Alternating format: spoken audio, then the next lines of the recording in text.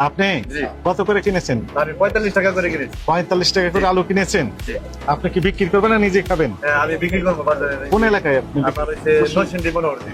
মনোহরদী। জি। কত করে বিক্রি করবেন আপনি বলেন তো? আমি 50 টাকা করে বিক্রি করে দেবো। 50 টাকা, তাহলে কেজি প্রতি 5 টাকা করে লাভ জি। থাকে। না না, এখন ভাড়া আছে না আমাদের। ভাড়া আছে। এটার পরে মনে করেন বড় জোর কেজিতে 2 টাকা বা 3 টাকা ভাড়া পড়বে। আরো মাল নিচ্ছি, হ্যাঁ। শুধু আলু তো আর পড়তে পড়বে না। শুধু আলুই নেননি, আরো কিছু নিয়েছেন। হ্যাঁ, আলুর সাথে আরো অনেক কিছু নিচ্ছি। আপনি ট্রাক ভর্তি করে নিয়ে যাবেন। জি, আমি পিক আপ ভর্তি করে নিয়ে যাবো।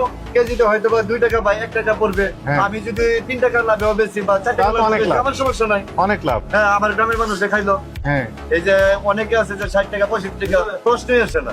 ব্যবসার মধ্যে একটা মানুষ সেবা আছে, আমি এতটুকু বুঝি। রাইট। আমি 17 বছর ব্যাংকে চাকরি করছি, পরে ব্যাংকে চাকরি ভালো লাগে না, চাইলে আমি ব্যবসা করছি। মনে করুন কোটিপতিরা তো হাজার হাজার লক্ষ লক্ষ টাকা দান করে। Right. আমি দান করলাম না, আমি ব্যবসার মাধ্যমে একটা মানুষ সেবা করবো। এই যে। এটা হচ্ছে আমার লক্ষ্য। এই যে আপনি হচ্ছে বীর পুরুষ। আমি এই মানুষকে মারবো না তো, আল্লাহ আমার দিবে। হ্যাঁ, আপনি ঠিক বলেছেন। আপনাকে ধন্যবাদ।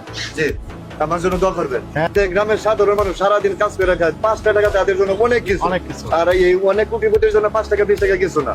এবং মানুষে আমাকে ভালোবাসে, গ্রামের মানুষ দোয়া করবে তো, অনেক দোয়া করবে। ভালোবাসে আমাকে। আমি এই মানুষকে মারবো না তো, আল্লাহ আমার দিবে। হ্যাঁ।